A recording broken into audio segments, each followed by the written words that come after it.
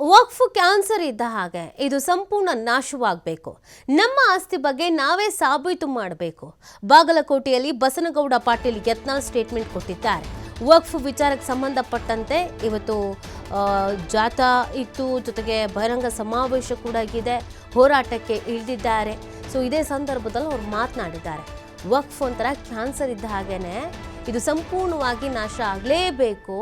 ನಮ್ಮ ಆಸ್ತಿ ಬಗ್ಗೆ ನಾವೇ ಸಾಬೀತು ಮಾಡಬೇಕು ಅಂತ ಬಾಗಲಕೋಟೆಯಲ್ಲಿ ಬಸನಗೌಡ ಪಾಟೀಲ್ ಯತ್ನಾಳ್ ಸ್ಟೇಟ್ಮೆಂಟ್ ಅನ್ನ ಕೊಟ್ಟಿದ್ದಾರೆ. ಒಂದಾಗಿರ್ಬೇಕು. ಇವತ್ತು ನಾವು ನಾಳೆ ವಿಧಾನಸಭೆದಾಗ ನಾವು ಪ್ರಾರಂಭ ಮಾಡ್ತೀವಿ. ರಮೇಶ್ ಜಾರಕಿಹೊಳಿ ಅವರು ನಾವು ವಕಫ್ ಕಾನೂನನ್ನ ಬರೇ ಇಷ್ಟೇ ಅಲ್ಲ, ಇನ್ನ ಈಗ ಹೇಳಿದ್ರೆ ನಮ್ಮ ಇವರು ಸಬ್ ರಿಜಿಸ್ಟರ್ ಆಫೀಸ್ನಾಗ ಸ್ಟೇ ಕೊಟ್ಟು ತಗೊಂಡಾರತ್ತ. ನೀವು ಹೋದ್ರೆ ನಿಮ್ಗೆ ವಾಟ್ನಿ ಆಗೋದಿಲ್ಲ. ಎಲ್ಲಿವರೆಗೆ ಈ ದೇಶ ನೋಡಿರತ್ತು ಬರೇ ನೀವು ತಿಳ್ಕೊಂಡ್ರಿ. ಇನ್ನ ಈಗ ನಮ್ಮ ಕಿಸಾನ ಭಾರತೀಯ ಕಿಸಾನ್ ನಮ್ಮ ಅಧ್ಯಕ್ಷ ಕೊಟ್ರು, ನೀವೇನ್ ತಿಳ್ಕೊಂಡ್ರಿ? ಹಿಂದೂ ಮುಸ್ಲಿಂ ಬಾಯಿ ಅನ್ನೋರು ಮೊದಲು ಮೆಟ್ಲೆ ಹೊಡಿಬೇಕಂತ.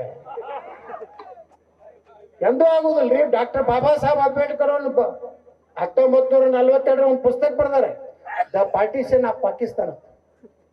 ಯಾರು ಓದೋರು ನೀವು ಓದ್ರಿ. ಹೇಳ್ತಾರೆ ಬಾಬಾ ಸಾಹೇಬ್ ಅಂಬೇಡ್ಕರ್ ಅವರು, ಭಾರತ ವಿಭಜನೆಗೆ ನನ್ನ ವಿರೋಧ ಇದೆ.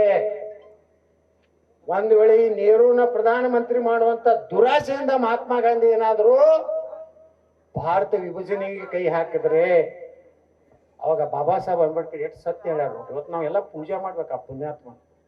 ನಾವಿನ್ನ ಊರ್ ಹೊರಗೆ ಇಟ್ಟಿವಿ. ನಮ್ಗ ಈಗ ಜ್ಞಾನೋದಯ ಐತಿ. ನಾವು ವಿಧಾನಸಭಾದಾಗೂ ಹೇಳಿನಿ, ಬಾಬಾ ಸಾಹೇಬ್ ಅಂಬೇಡ್ಕರ್ ಹೇಳ್ತಾರೆ, ನೋಡಪ್ಪ, ಇಸ್ಲಾಮದಲ್ಲಿ ಅಣ್ಣತಮ್ಮರು ಬಾಯಿ ಇಲ್ಲೇ ಇಲ್ಲ.